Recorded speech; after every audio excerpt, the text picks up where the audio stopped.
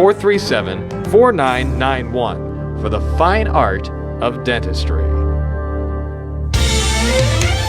Your local station, 590 WMBS. I hear voices in my head.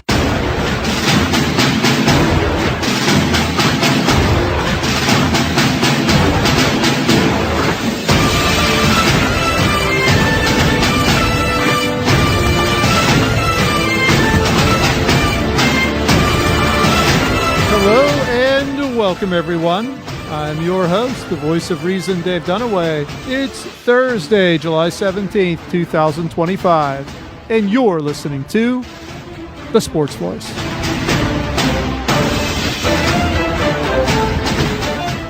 Has the fire sale begun? That might be the biggest question right now for your Pittsburgh Pirates. For everyone with hope that at the deadline, the Pirates are going to make baseball trades to attempt to better this team for the future. You know what the Pirates keep telling you about the future, the future, the future. Of course, the most reliable answer to that question is the future never actually comes. But in the end, we saw Adam Frazier get dealt literally out of nowhere. Everyone else, they wait until the absolute last possible second, but they trade Adam Frazier over the All-Star break to the Kansas City Royals, the team that he played for last season, and in return, they get what they're telling you is a prospect. The guy is 28 years old and has never cracked Major League Baseball, and somehow, some way, this is a prospect for your Pittsburgh Pirates. Yes, Cam Devaney, the 28-year-old slugger who plays shortstop, and he's so good that they optioned him to Indianapolis. They're going to wait it out for a couple of weeks until they trade Isaiah Kiner-Falefa at the deadline, and then apparently are going to elevate this guy to play shortstop for the remainder of the year. Now, 28, it's a little young for the Pirates as far as the youth movement goes with some of their prospects, as long as they like to bury them in the minor leagues. Is this just the beginning, or is this an anomaly? I mean, no one really thought they were going to get something spectacular in return for Adam Frazier, but this was a clear salary dump. You're not even getting someone remotely in the age range of what a prospect would be. There are people who are prospects, get called up to Major League Baseball, and their careers are over by age 28. So looking at the age here, I'm hoping that this is not what they're going to settle for with all of the other trades they're expected to make. Ben Cherington's already set you up for it when he said we're trying to look to next year. Apparently now they've decided to care about the very little time they have left with Paul Skeens to try to put a better product out there on the field. I'm not assuming a 28-year-old prospect is something that's going to make this better. But when he says they're worried about next year, that means they're not going to get the better, younger, more highly profiled prospects for whoever they're going to trade. They're going to get 23 and 24 and 25-year-olds like they did for Garrett Cole. How well did that work out? Because we could see something very similar with Mitch Keller and David Bednar and Dennis Santana, who appear to be their biggest trade pieces that they currently have. Add to that the draft Sunday night. Boy, they couldn't have played it out any better. They got exactly what they wanted in high school pitcher Seth Hernandez. This is someone who they will bury in the minor leagues for at least 3, maybe even 4 years. He's only 19.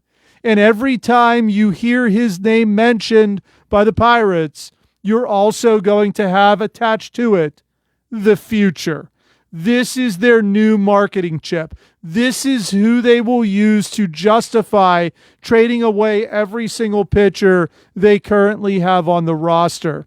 They did it with Bubba Chandler, who, by the way, still isn't up and is almost 23 years old. So you're looking at a guy, people are excited. I'm watching the draft. They make this announcement. You've got chaos and craziness at the top of the draft. You've got the Washington Nationals, who are almost as cheap as the Pirates, passing on Ethan Holiday because apparently they wanted above whatever that amount would have been with his agent Scott Boras. So instead they take Eli Willits. Then you've got the Angels taking someone who's not on anyone's radar until the end of the first round. And all of a sudden it just works out for the Pittsburgh Pirates. And there are these lone two Pirate fans that are sitting at the draft, this guy and this kid. And when they make the announcement, they stand up and they high-five each other. And I'm sitting there on a couch and I'm thinking, you two must be the biggest morons I've ever seen. This is what they want. They don't want another situation with Skeens. They couldn't keep Skeens in the minors to sell him as the future because they drafted him out of college. He had to come up when he came up. They couldn't hold him down. Now they've got an issue with Connor Griffin, who, by the way, got injured in the Futures game, got hit in the hands. Looks like it's nothing major. We'll have to wait and see over the next few days. But there's someone who's knocking on the door of Double-A at 19 years old. They don't want that. They want these guys to struggle a little bit. They want to be able to justify holding them down as long as they possibly can, because at the end of every one of their names, they're going to say the future. But remember, Pirate fans, what I've told you for years. The future never actually comes. We saw another gimmick of Major League Baseball at the All-Star game, this home run swing-off at the end. Actually, I'd rather see that in extra innings than the nonsense that currently goes on in regular season Major League Baseball games.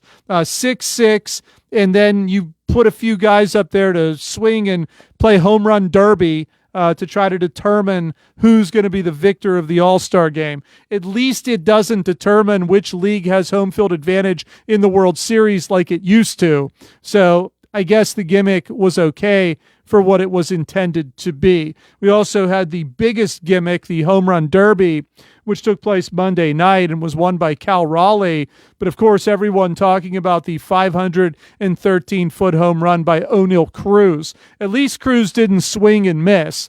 Not quite consistent enough to win the whole thing, but he did hit his share of bombs, which he does for the Pirates as well, in amongst the 200 strikeouts he racks up through the course of a season. So you get what you get when you ask a player to hit home runs consistently. You're also going to see 150 plus strikeouts happening consistently as well.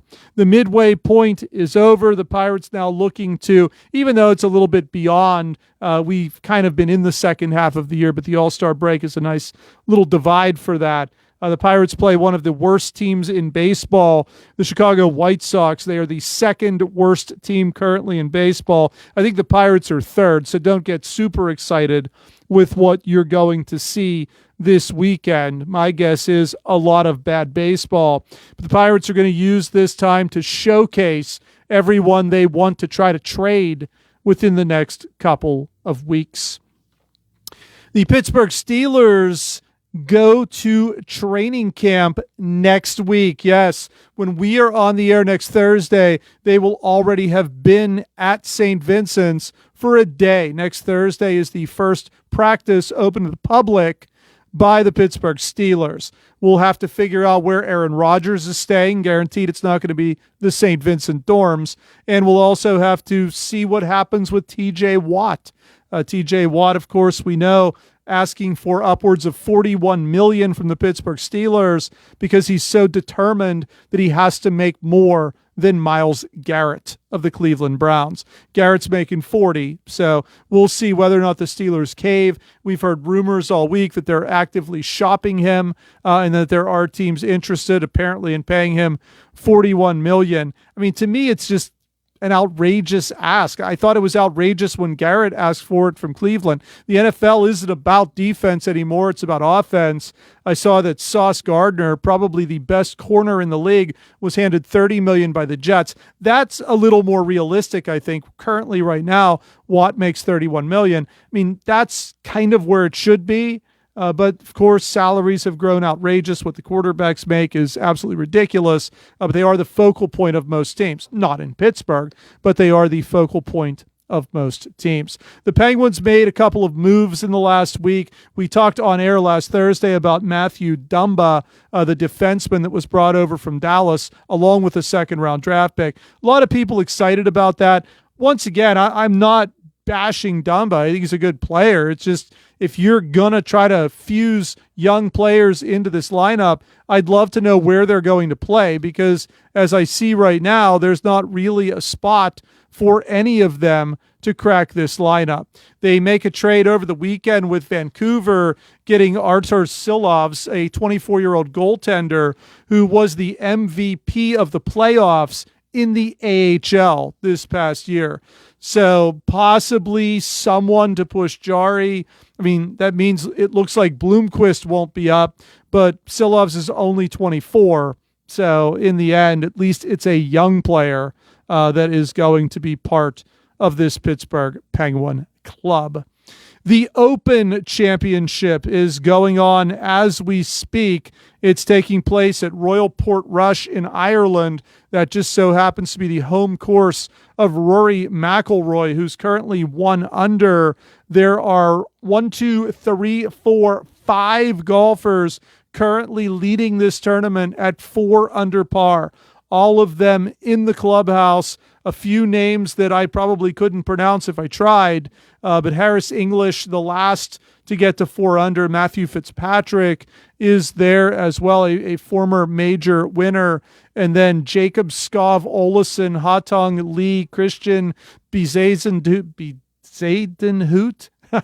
And that's your leaderboard. Phil Mickelson shot 1 under today. But before you get super excited and say, oh, he's so old, I can't believe he shot under par, so did Justin Leonard, the 1997 Open champion. There are currently 32 golfers under par.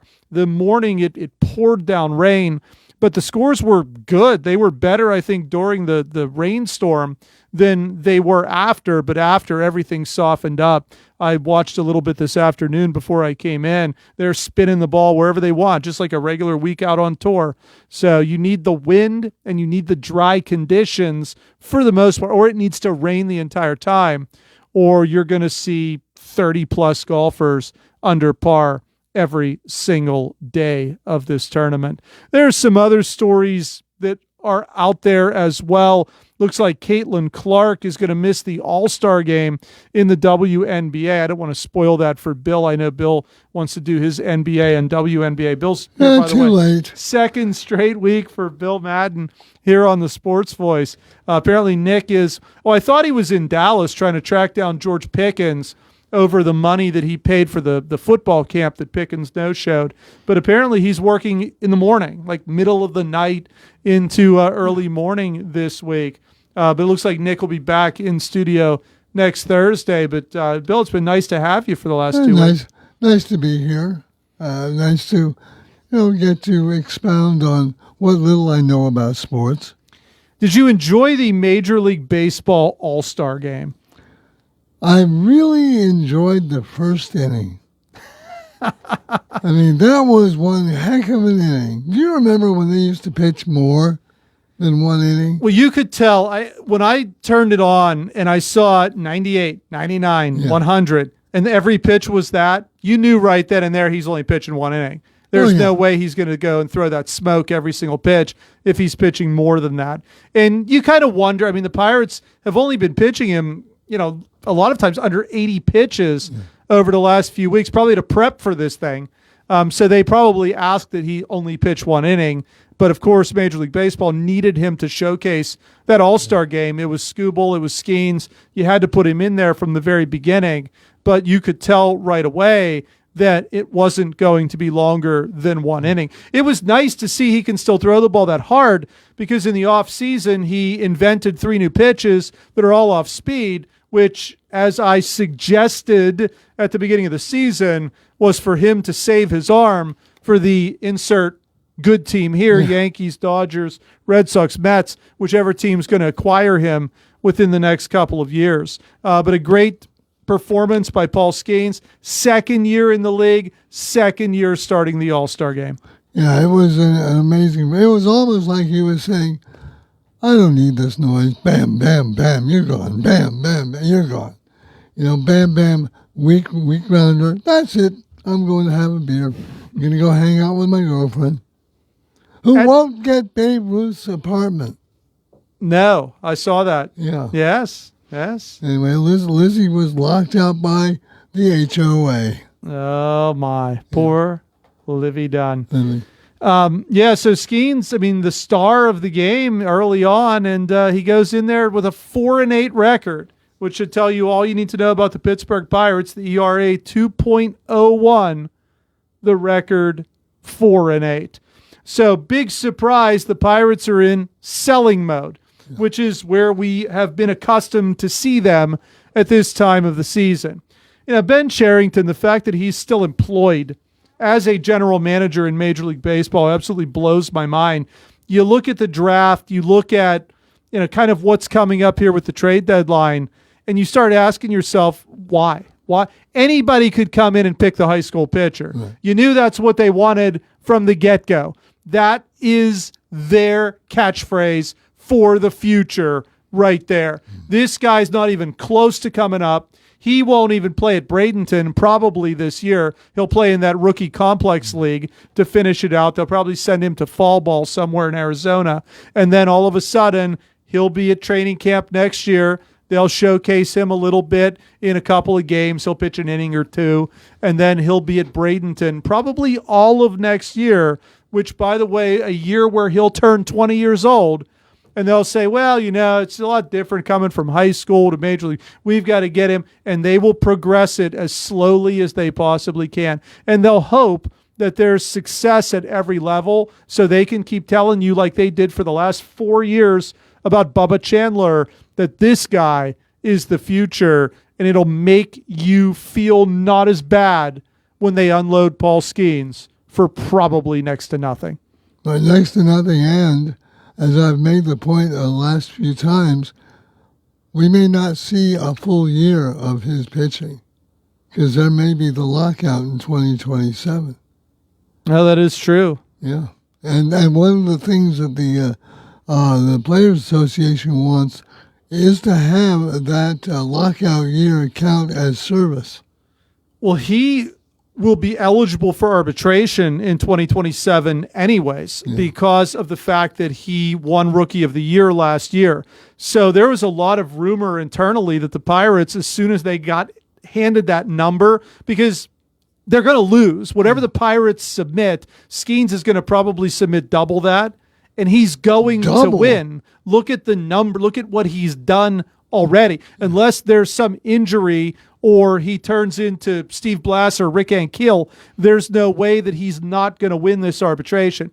If it's $35 million, there's no way Bob Nutting's going to pay him $35 million, even for arbitration for 1 year. He may be traded in 2027 with years of protection left on that contract. So the service time might not really matter all that much, Bill. From what I understand, they're looking to move him sooner rather than later because they don't want to pay that price. And they'll blame it on people not coming and attendance. They'll blame it on so many other things. They're a small market team, which is a huge lie, the biggest con of every con they give you down there.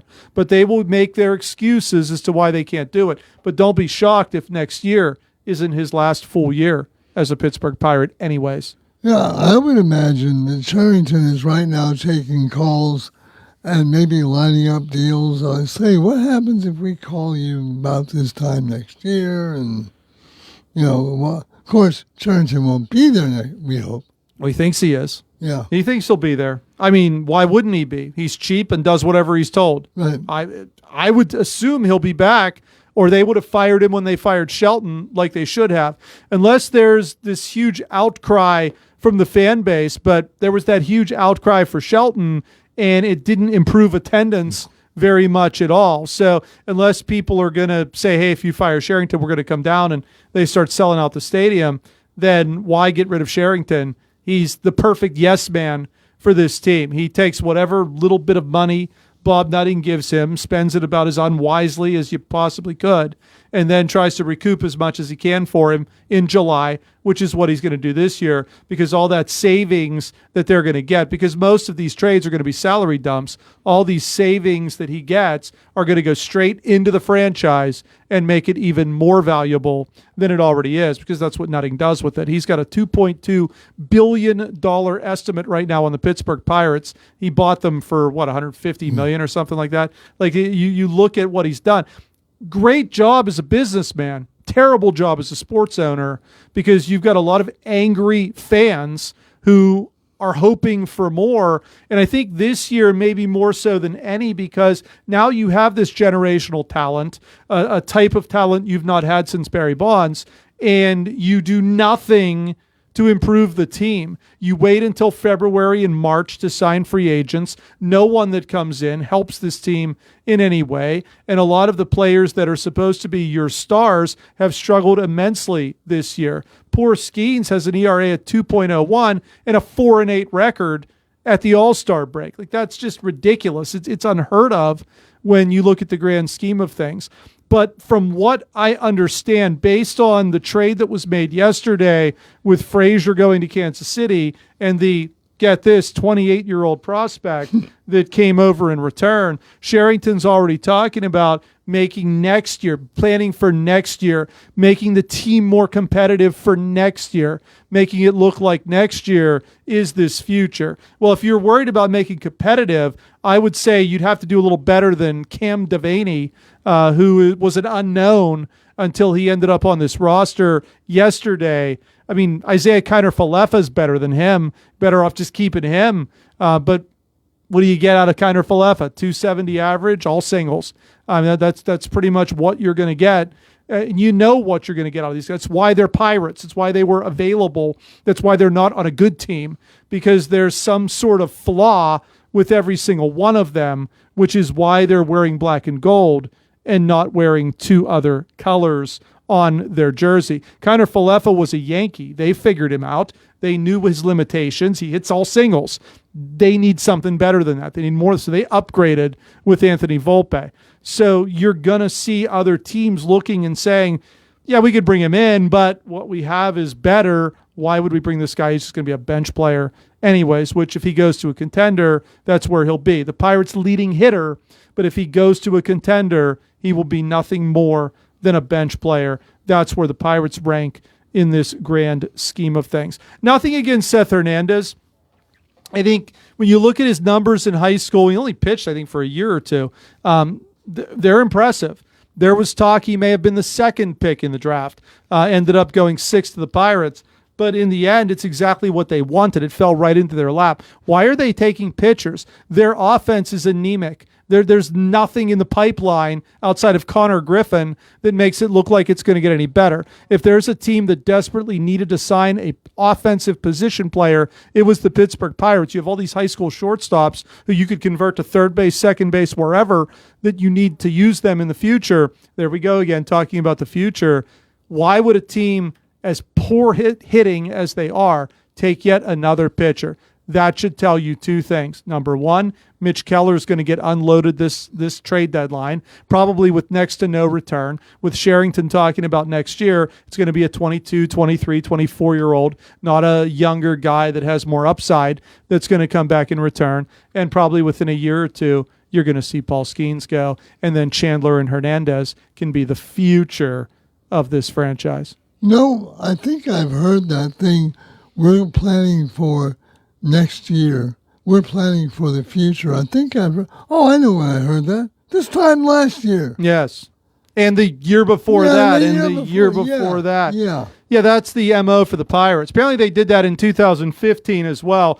When they had a legit chance to contend for something, they got rid of all of the guys they brought in super cheaply in 2013 and said, well, we're thinking about the future. We can't give Russell Martin all this money for all these years and A.J. Burnett and, insert whoever else that was productive that they just jettisoned off the team. That's what they do. When it comes time to have to pay somebody, they're not going to pay them. It doesn't matter who it is. they're not going. Ask Andrew McCutchen when his time came to get paid if the Pirates paid him. The only ones they've handed money out to are Hayes and Reynolds, and that's because they thought they were getting great deals when they did it, because they thought these guys were going to be superstars and could have gotten twice that on the open market. They don't look like great deals. They look like a Gregory Polanco deal at this point. I mean, that's what you have. Even Keller, I don't think they ever thought in a million years they would have to pay all this money to Mitch Keller. They thought, well, he'll be good, we'll be bad, we'll trade him, we'll bring in younger, cheaper players. That's what the Pirates do. That's what they've done in this entire regime of Ben Cherington. Why would they attempt to do something different now? Even Neil Huntington did things like this. Look at some of the botches that he's made. I mean, you look at the track record of Cherington, the drafts, we talked a little bit about that last week, have been all over the board. You have Skeens, you have Griffin, and you have a bunch of misses. There's not been a productive free agent signing, no one that's come over and helped this team do anything, and there's not been a productive trade. There's not been one trade in 6 years that the Pirates have won that they've gotten an advantage on. Every trade they've made, the advantage has gone to the other side. That's the track record of Ben Cherington. So what do we do? Let's keep him around. Yeah. Let's keep him around for the draft. Let's keep him around for the trade deadline. Let's keep him around for the rest of the year. Let's keep him around for the offseason. Let's keep him around for next year. He's not going anywhere. If he was going somewhere, he'd already be gone. They're quite satisfied with what he does. He kicks the can down the road and finds somebody that he can latch himself onto and try to sell you as the future of this team.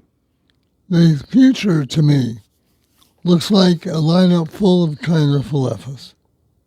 Well, yeah, nobody with the people that have power, you got to pay. Yeah. They're not going to pay those guys. Exactly. I mean, we're going to get journeyman Hammond Eggers, or guys that should have been superstars but aren't. And doesn't this also go to the Pirates' reputation for being able to develop and help their players? Because both, it can be argued, both Reynolds and Hayes have backslid during their time with the Pirates. But it depends on what you consider help, because the Pirates are all about analytics. Yeah. So what they use to try to help these players is all analytic based. There's not anything really fundamental or baseball related. Now, I will give Kelly credit. He's trying. He brought in baseball guys, Truby and Lamont, to try to work some baseball stuff in, but you still have all the IT guys who stare at monitors that are basically saying, well, we're going to do it this way. And Ben Cherington, he's the absolute analytic masterpiece for this team. Everything he does is based on analytics. That's why he's never won a trade. That's why he's not brought in a good free agent. That's why he's so hit or miss on the draft. He's doing what the analytics tell him to do instead of what baseball should dictate as to who potentially could be the best potential fits for this team. You can punch in whatever numbers you want, but in the end, they're all people. You've got to make sure that you have the right fits, personality-wise, skill-wise, everything-wise. Moving forward, the analytics can't help you there. And the Pirates basically are burned by that every single year.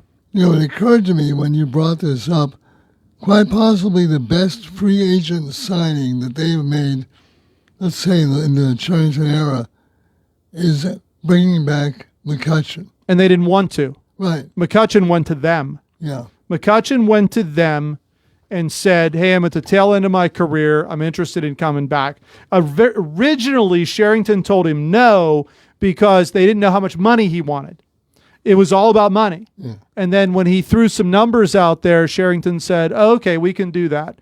So they didn't reach out to McCutchen. I don't give Cherington credit for that. Cherington didn't go out and say, oh, look, there's Andrew McCutchen out there in free agency. He's an icon here in the city of Pittsburgh. Let's bring him back. McCutchen had to reach out to him.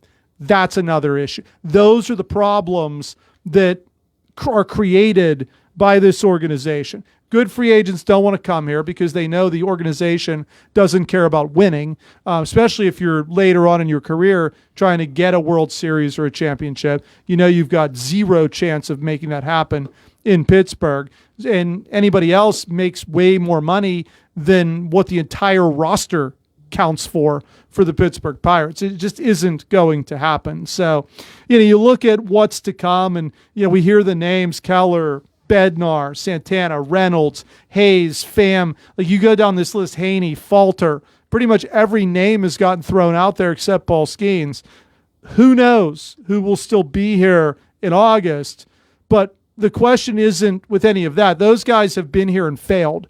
The question is what comes back in return.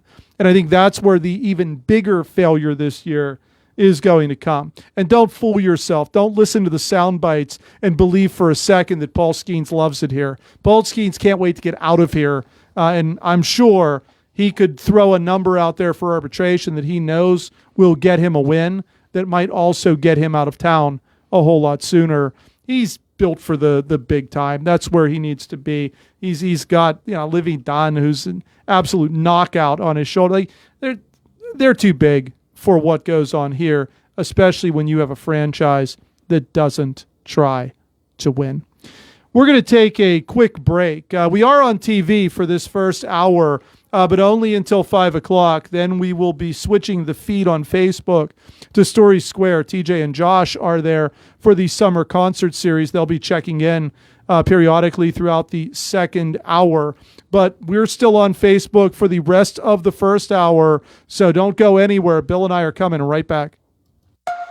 Warm weather is finally here, and with it, the opportunity to upgrade your lawn or yard with a new fence from All Around Fence Company. Conveniently located at 7896 National Pike, Uniontown, All Around Fence has been installing quality residential, commercial, and farm fencing for more than 45 years. Offering residential fencing including chain link, decorative aluminum, steel, and more, All Around Fence has a fence for you. All Around Fence is also your one-stop shop for Nutrena products and carries livestock, equine, and pet supplies too. So whether you need to upgrade an existing fence, add a new gate, or are looking to install an all-new fence, All Around Fence has the answers for you. Visit them Monday through Friday from 8:30 a.m. to 5 p.m. and Saturdays from 9 a.m. to 1 p.m.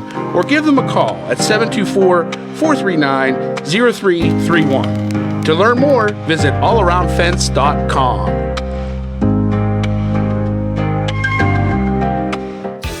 Don't miss this year's Fayette County Fair, July 24th through August 2nd. Buy advance tickets now, online or at an advance ticket location and save. Locations include All Around Fence Company, Armstrong, Big Barn, Country Feed and Supply, Fayette Chamber of Commerce, EB and Skosik Tire, Jackson Farms, New Bowers Flowers, New Salem Mini Mart, various Somerset Trust locations, several Sweet Peace locations, and local United Bank locations. Visit FayetteFair.com for specific locations or to purchase online tickets. All rides, concerts, and entertainment are included in the ticket price. Save time and money. Buy your advance tickets now and save for the whole family. The Fayette County Fair, July 24th through August 2nd. For more info about ticket prices, the full schedule of events, where to buy advance tickets locally, or to buy tickets online, visit FayetteFair.com.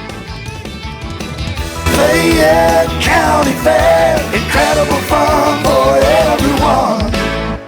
Zen's Antiques and Home Decor, part of the Cinder Shack family of vendors, where you can find both antique and new furniture, collectibles, housewares, gift items including jewelry and candles, and so much more. Follow Zen's Antiques and Home Decor on Facebook for new items and information on upcoming events. Zen's Antiques and Home Decor in Building 2 at 3391 National Pike in Farmington. Zen's Antiques and Home Decor.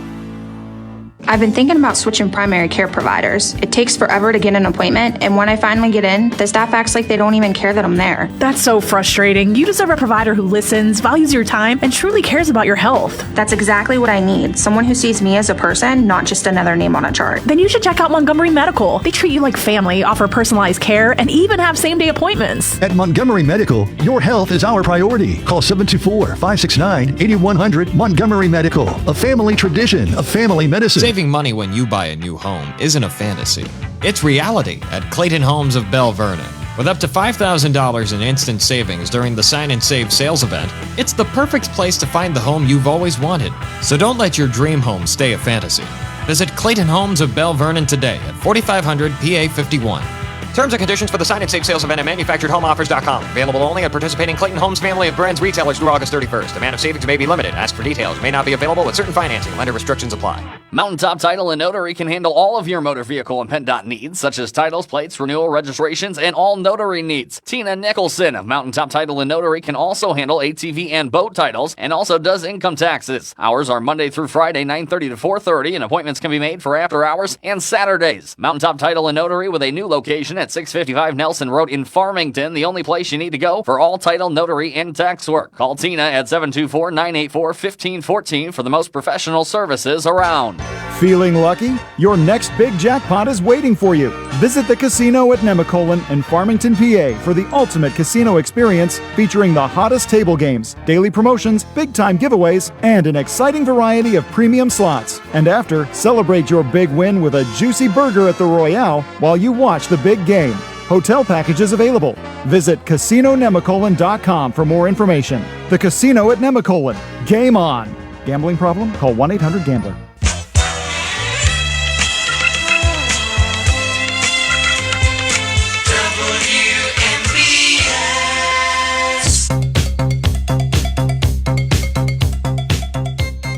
Welcome back to the Sports Voice. This past Tuesday was the Major League Baseball All-Star Game, the Midsummer Classic.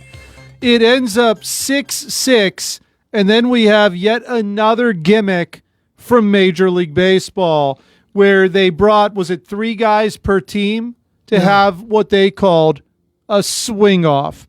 This is like the shootout in the NHL, which is another gimmick that I cannot stand. It's a little better than the runner on second base. Like, I would literally take this would be a little more exciting in the 10th inning to see this nonsense than what normally goes on in a regular season for Major League Baseball. But Kyle Schwarber ends up winning it for the National League. This game through the years, it used to be the best one. I remember Pete Rose running over Ray Fosse, and these guys played. This wasn't just an exhibition. They were going all out. Way back when, the American League and National League never played each other until the World Series. So a lot of these guys, this was the only time they were on the field opposite of each other. Right. So you really got to see baseball. But it has degraded itself through the years. There was a time where they tried to make it a little more relevant, and whoever won that particular league got home field advantage in the World Series. Then you start thinking, well, that's a joke. What does the Gift Pirate representative care about who has home field advantage in the World Series? There's also that where every team has a representative, so you don't have the legit best players because there's some that are going to get snubbed because you got to sneak one in from each team. Case in point, Nathan Eovaldi, who got a all-star bonus from his own team because he was snubbed in making the game. So they have this swing-off thing. The National League ends up winning. I'll be honest with you, Bill. I watched the first inning just because I wanted to see, and I only watched the top of the first inning with Paul Skeens pitching. I didn't watch a second of the rest of this game because I look around. There's a lot of guys that I think are questionable all-stars. And number two, it's just, let's mic this guy up. It looks just more like going through the motions than an actual legitimate baseball game. I can't wait until they mic up a player or a manager. Can you imagine Earl Weaver being mic'd up? Well, they wouldn't have done it back then because they would actually care whether they win or lose. They'd be trying to win or lose the game. Yeah, but have you ever heard Earl Weaver talk? Oh, yeah. I just want to see the time they mic somebody off and they talk like they actually talk when they're on the field. And they won't do it. Yeah, I mean, they had I'm surprised they mic up a catcher. Aren't you supposed to be calling pitches back there? Like, wouldn't everyone hear? But now they have all that technology. You got the earpiece. PitchCom, yeah. Absolutely ridiculous. So you can go to that technology, but you can't go to the robot umpires, which how did they do? Weren't they used? Oh, they were great. I mean, they worked like a charm. Well, then I don't understand why next year when the season starts, this would not be a reality. Yeah, we can only hope. But again, you and I have had this discussion before regarding the NHL. What's wrong with ties, especially for a glorified exhibition game? Right. And in the preseason in baseball, or the exhibition season, whatever the hell they call it, they have ties. Right. So this is an exhibition game, ended on a tie. Nobody cares. Well, they need their gimmick. They need something. They always try to be cutting edge. They try to be ahead of the curve. They thought, oh, this will be great. We'll get these guys. I'm surprised they didn't do the golden bat. That's the one thing they want to do that those goofy Savannah Bananas do. They wanted to do that where you could bring literally any player you want up to bat at a certain time and, let them do whatever. I'm surprised they didn't use that. That'll probably be next year if this thing doesn't go over. But I'll give them credit. They're looking for a way to, I guess, ignite fan interest. But in the end, a lot of their stuff just comes off as silly because baseball was the major sport in this country for years. America's pastime was its nickname. And now it's degraded into something that's unrecognizable for anyone who watched this sport back in the 60s and 70s. And I know there were a lot of scandals. There were a lot of things that have taken place in that period of time. But in the end, I think Major League Baseball will be a lot better off whenever they put the focus back on baseball and less on all of these gimmicks that they're just throwing at you constantly. I mean, the home run derby used to be a cool thing. Now you get timeouts. There's bonus ball. I mean, how do you need a media guide just to understand what's going on when these guys are out there? And, congratulations to O'Neill Cruz for hitting a ball 513 feet, which is lobbed into you right exactly where you want it to be. Great job. I mean, that's not even real. Like, if he did that with a pitcher trying to strike him out in a Major League Baseball game, that's impressive. The problem is that pitcher would probably strike him out, and you wouldn't get to see that. So you just soft toss him in there and let him tee off. But that being said, Cal Raleigh is the home run leader in Major League Baseball. He won this home run derby Monday night, so congratulations to him and Junior Caminero and everybody else, Cruz. I mean, it can ruin your swing. We've seen it happen to others in the past. That's why a lot of the big stars don't do it. Judge doesn't want to do it anymore. Ronald Acuna got out of it real quick this year, so it can definitely ruin your swing. But in the end, it gave Major League Baseball 3 nights of programming. You got to watch the draft on Sunday. You got to watch the home run derby on Monday. You got to watch the All-Star game on Tuesday. So in the end, Bill, they got their 3 big TV shows with no competition because none of the other sports are playing at this time of year. Oh, when I was working at a sports station, we hated this time because not only is there no Major League Baseball played, there's nothing played. None of the minors play either. Right, they're off till Friday, all of them. Yeah. So, I mean, we had absolutely no stories. Yeah, but now you have the WNBA. Yeah. They've been playing through this. They have, and now and a fake award show that was on last night. Basketball story. Yes. Well, you've got the fake award show last night. Yeah. With some, from what I understand, questionable comedic jokes that were made there as well. So I'm not going to go into, to me, that's not real. So I'm not going to go into any of that. It's the American Music Awards of sports. I do want to ask you this. And from what I understand, I didn't see it. I was going to try to watch it. Because they played the game in Atlanta, they recreated the Babe or the Hank Aaron home run that passed Babe Ruth, and from what I hear, it was pretty cool, and I'm sure it was. And I think Hank Aaron's a great guy, definitely, one of the best ever to ever play Major League Baseball. But at some point, doesn't Major League Baseball have to recognize the fact that Hank Aaron's not the all-time home run leader? It's Barry Bonds. Whether they want it to be or not, it's Barry Bonds. So at some point, don't they have to honor him like this? Because that's great what they did with Aaron, a record that no one ever thought would be broken. And, it goes back to the 30s and Babe Ruth. But Barry Bonds has the record right now. And it's this huge secret that nobody wants to talk about because, we think he was on steroids. Well, you knew he was on steroids. You did nothing about it because you needed him to promote the sport. You can't pretend like he wasn't there, and you can't pretend like he didn't accomplish all that he's accomplished. Of course, if they did recreate it, they'd have to borrow some of those inflatables they use at Rolling Stones concerts. Yes. Was Al Downing, wasn't it? Is that who he hit it off of? He was. And the thing that really galls me is that baseball encouraged. They looked the other way. Well, they needed it. With McGuire and Sosa, they needed it. Yeah. That and Cal Ripken with the Iron Man record. Right. I mean, that's basically what saved baseball. Right. And so, yeah, they were going, steroids? What steroids? Right. You're going to tell me Bonds never tested red, then I don't understand why he's not in the Hall of Fame. And I don't understand why you're not doing these little productions for him, because right now he is the all-time leader in home runs in Major League Probably will Baseball. be, since they're not juicing up. Nod, nod, wink, wink. Well, we'll see how that works out. Well, that is all the time we have for the first hour of the Sports Voice. Don't go anywhere. When we come back for hour two, we've got Steelers, Penguin trades, TJ Watt, the Open. There's a lot to talk about still. Don't go anywhere. Route 21 Furniture. Take the road to your perfect home. Sleep well tonight. Try out a new mattress from Route 21 Furniture with a large selection of mattresses, all sizes and comfort levels, with great prices, free local delivery and setup, and financing options. Route 21 Furniture. Open weekdays 9 to 5, Saturday 10 to 5, Sunday noon to 4. 724-737-2222 or Route21Furniture.com. Route 21 Furniture. Take the road to your perfect home.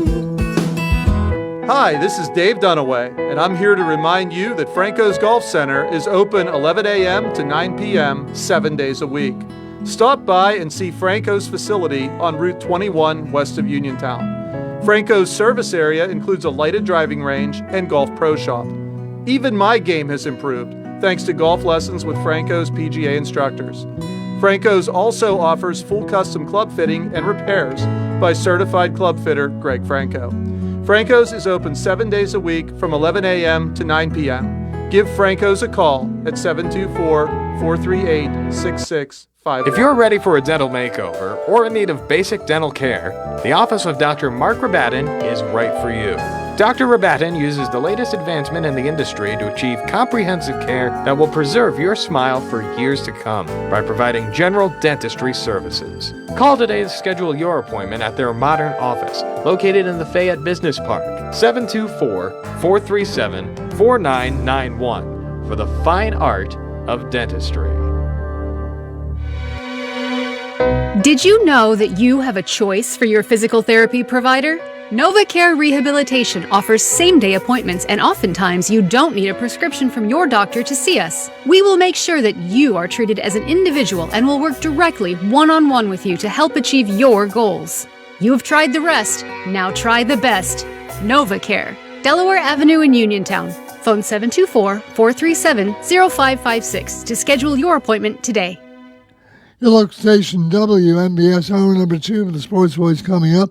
Plus, we'll go live to Story Square Concert Series. TJ and Josh are out there right now with the WMBS prize wheel. And that's all coming up after news on your local station, WMBS Uniontown. This is CBS News on the Hour, sponsored by O'Reilly Auto Parts. I'm Michael Wallace. It was a big day on Wall Street.